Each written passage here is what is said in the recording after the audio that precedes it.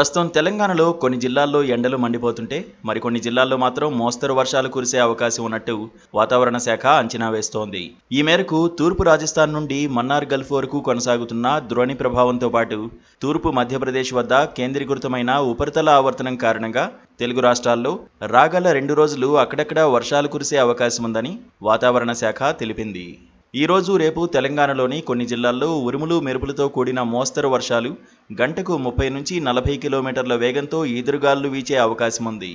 ముఖ్యంగా గురువారం ఏప్రిల్ 17న జయశంకర్ భూపాలపల్లి, ములుగు, భద్రాద్రి కొత్తగూడెం, ఖమ్మం, నల్గొండ, సూర్యాపేట, మహబూబాబాద్, వరంగల్, హనుమకొండ, జనగాం, నాగర్ కర్నూలు జిల్లాల్లో అక్కడక్కడ మోస్తరు వర్షాలు కురిసే అవకాశం ఉందని వాతావరణ కేంద్రం వెల్లడించింది. ఈ రోజు గరిష్టంగా మెదక్లో 41.9 డిగ్రీలు, కనిష్టంగా భద్రాచలంలో 35.6 డిగ్రీల ఉష్ణోగ్రత నమోదయ్యే అవకాశం ఉంది. అత్యధిక ఉష్ణోగ్రతల దృష్ట్యా వాతావరణ శాఖ ఈరోజు ఆదిలాబాద్, కొమరంభీం, మంచిర్యాల, నిర్మల్, జగిత్యాల, కరీంనగర్, నిజామాబాద్, రాజన్న సిరిసిల్ల జిల్లాలకు ఆరెంజ్ అలర్ట్ జారీ చేసింది. ఈ 8 జిల్లాల్లో అత్యధిక ఉష్ణోగ్రతలు నమోదయ్యే అవకాశం ఉందని అధికారులు తెలిపారు. రాగల 3 రోజుల్లో గరిష్ట ఉష్ణోగ్రతలు క్రమేపీ 2 నుంచి 3 డిగ్రీల వరకు పెరిగే అవకాశం ఉందని వాతావరణ శాఖ హెచ్చరించింది. ప్రజలు అప్రమత్తంగా ఉండాలని, తగిన జాగ్రత్తలు తీసుకోవాలని అధికారులు సూచిస్తున్నారు. ఆంధ్రప్రదేశ్కు కూడా వర్ష సూచన ఉందంటోంది వాతావరణ శాఖ.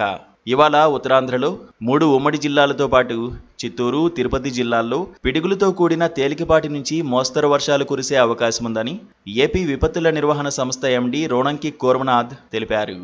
ఇవాళ అధిక ఉష్ణోగ్రత కర్నూల్లో 40.7 డిగ్రీలు, అధిక వర్షపాతం అనకాపల్లి జిల్లా చీడికాడలో 42.5 మిల్లీమీటర్లు నమోదైందని ప్రజలు అప్రమత్తంగా ఉండాలని సూచిస్తున్నారు.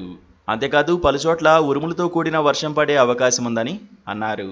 రాష్ట్ర వ్యాప్తంగా కురుస్తున్న వర్షాల వల్ల పలు జిల్లాల్లో ప్రజలు ఇబ్బంది పడ్డారు.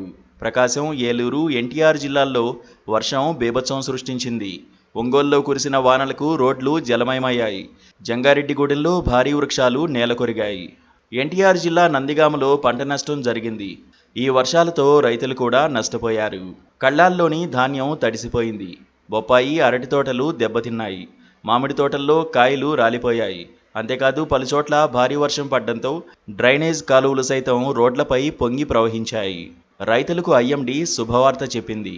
ఈ ఏడాది నైరుతి రుతుపవనాల సీజన్లో అంటే జూన్, సెప్టెంబర్ వరకు సాధారణం కంటే ఎక్కువగా వర్షాలు కురిసే అవకాశం ఉందని తెలిపింది. Please subscribe to KTV Telugu. KTV Telugu. KTV Telugu channel.